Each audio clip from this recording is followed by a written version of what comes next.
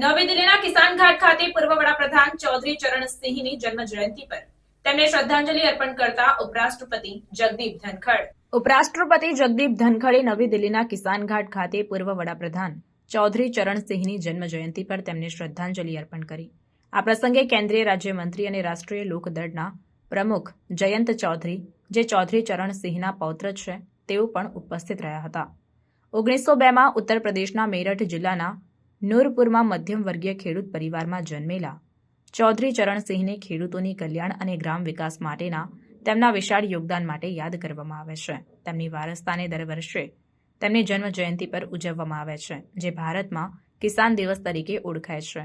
આ દિવસ તેમના જીવનભરના સમર્પણ અને કૃષિ સુધારાઓને પ્રોત્સાહન આપવા માટેના પ્રયાસોને માન આપવાનો છે.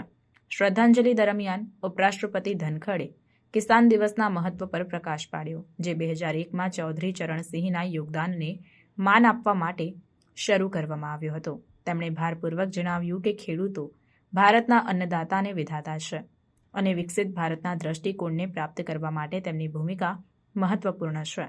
તેમણે સરકાર અને કિસાન ટ્રસ્ટને કિસાન દિવસની 25મી વર્ષગાંઠની ભવ્ય ઉજવણી યોજવા માટે પ્રોત્સાહિત કર્યું, જે દેશભરના ખેડૂતો માટે મહત્વપૂર્ણ ઘટના બની રહે.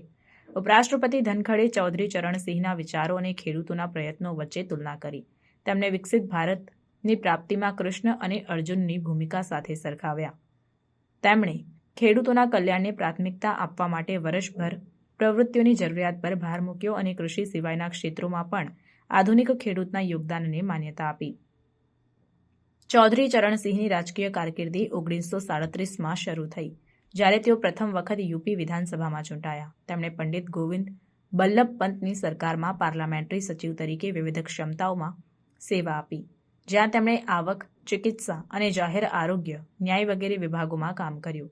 તેમનો વડાપ્રધાન તરીકેનો કાર્યકાળ જોકે ટૂંકો હતો, પરંતુ કૃષિ સુધારાઓ અને ગ્રામ વિકાસ માટેના તેમના અડગ સમર્પણથી જ ચિહ્નિત હતું. આ વર્ષેના શરૂઆતમાં ચૌધરી ચરણસિંહને મરણોત્તર ભારતના સર્વોચ્ચ નાગરિક પુરસ્કાર ભારત રત્નથી સન્માનિત કરવામાં આવ્યા હતા, જે રાષ્ટ્ર અને તેના ખેડૂતો માટે તેમના જીવનભરના સમર્પણની માન્યતા છે.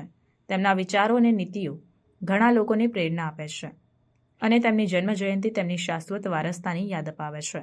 કિસાન ઘાટ ખાતે ઉપરાષ્ટ્રપતિ જગદીપ ધનખડે આપેલી શ્રદ્ધાંજલિ ચૌધરી ચરણસિંહના ભારતીય કૃષિ અને ગ્રામ વિકાસ પરના કાયમી પ્રભાવને રેખાંકિત કરે છે. રાષ્ટ્ર કિસાન દિવસની 25મી વર્ષગાંઠની ઉજવણી માટે તૈયાર થઈ રહ્યું છે. તે સમયે તેમના યોગદાન પર વિચાર કરવા અને ખેડૂતોના કલ્યાણ માટેના પ્રતિબદ્ધતાને નવી કરવાનું યોગ્ય છે, જે ભારતની અર્થવ્યવસ્થાની રીઢ છે.